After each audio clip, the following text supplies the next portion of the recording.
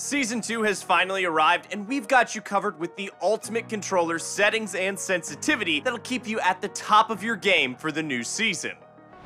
The first setting that every controller player has to decide on when choosing settings is linear versus exponential. Now, the debate between linear and exponential has been going on for years with controller players, when in reality, it all comes down to preference and what feels best for you. So, let's talk about linear first. Linear is exactly what the name says. Your stick moves in a linear motion, meaning that if you move your analog stick, it'll always be the same speed, creating a more smooth gameplay. Exponential, on the other hand, as you move with your analog stick, it increases its speed exponentially, which allows you to have more precise mid to long range tracking compared to linear. Now, before you make your decision for which setting you want to play on, let's talk about some advantages of each setting. For linear, some advantages include being way smoother than exponential for building and editing, and easier close-range tracking with SMGs. For exponential, mid to long-range assault rifle aim will be way better than linear, and it's easier to hit headshots with the shotguns on exponential.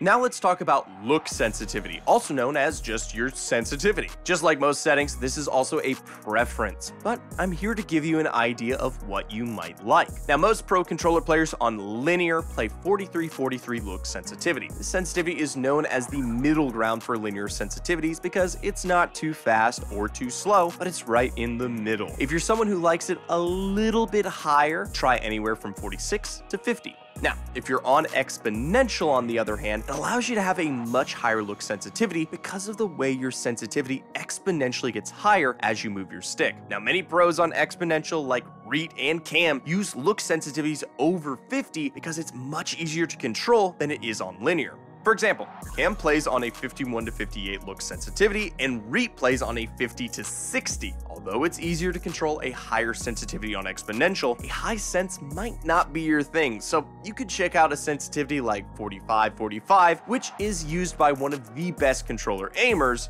Ocus. Before we get into your build and edit sensitivities, let's talk about something that is overlooked in controller settings, which are boosts. To keep it short and sweet, keep all boosts off. Essentially, what boosts do is ramp up your sensitivity while you move your thumbsticks, which leads to inconsistent aim. Before we get into the next setting, if you want to become an even better player, you can access all of our courses and bootcamp content for just $7.99. If personalized coaching is more your speed, you'll get 10% off any session with any of our pros.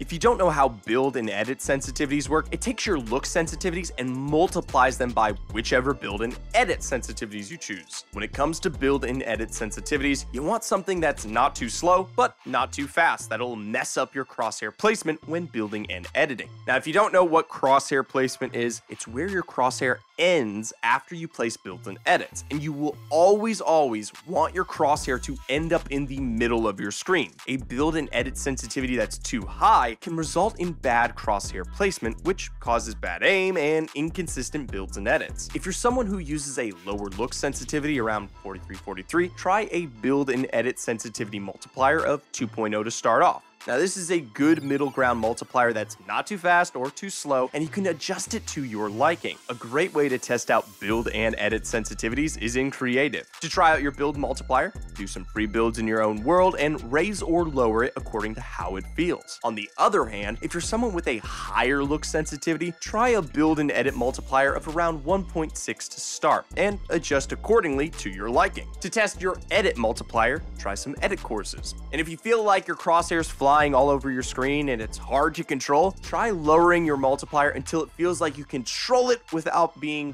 too slow. Your dead zone is one of the most important controller settings. If you don't have good dead zone settings, you could be holding yourself back and not allowing yourself to perform at your highest possible level. So, you may ask yourself, what even is a dead zone? Controller dead zone is the amount your thumbstick can move before it's recognized in-game, meaning the lower the dead zone, the shorter amount of time it takes the game to recognize your thumb movement, resulting in lower delay. Now, don't just run to your dead zone and turn them all the way down. You'll notice that at some point, if you put your dead zone too low, you'll start to get stick drift. From personal experience, I find it very hard to aim with shotguns when my dead zones are too low. Let's take a look at some pros controller settings together to get a general idea of what dead dead zones to try out. Now these are Day's dead zone settings. He's not only one of the best controller players in North America, but some would say he's the best in the world. As you can see, Day uses a dead zone of 1010, which is a great middle ground of not too low and not too high, but right in the middle. Day likes this dead zone because it's not low enough to where it's hard to line up shotgun shots and track his opponents, and it's not too high to where it slows down his mechanics and overall gameplay. Now, let's look at someone with a different dead zone setting. Reet. Most people know that Reet is one of the top controller players in the world, and he's been on the same dead zone settings for over 3 years. Reet plays on 6.6 dead zone, which is very low, but he has gotten used to it over time. This shows that even though a very low dead zone is hard to control at first, you can get used to it over time. Test your dead zone in creative with 1v1 aim duel maps and just by free building it, seeing how it feels to you. If it feels too hard to control, try raising it up one at a time until you find something you like and then stick to it. Now that you've got the perfect sensitivities, let's talk about your settings and binds. To have the most optimal binds on controller, you either need to play with a claw grip or use a controller with paddles. This is because with claw, you can press the face buttons on your controller without taking your thumbs off of your thumbstick. Same goes with using a controller with paddles. You can bind the face buttons to all of your paddles on the back and never have to take your thumbs off your sticks to press them. Now, before we get into how to choose the perfect binds for yourself, let's talk about a few settings you should make sure you have on. The first setting is Build Immediately Builder Pro. This setting just makes sure your builds are placed right away without having any delay. Now, it is a little bit more preference, but most controller pros have on Controller Auto Run. This setting makes sure that you don't have to press any binds to run, and you'll be running every time you move. Now, this should go without being said, but make sure your aim assist is at 100%. Lastly, make sure you have gyro aiming off. This setting removes your aim assist even if you're not using the gyro aim feature. Now, let's get back into binds. Binds really are just all preference to what feels comfortable to you. But if you recently switched to claw grip or paddles, there's a few binds that you want to make sure you prioritize first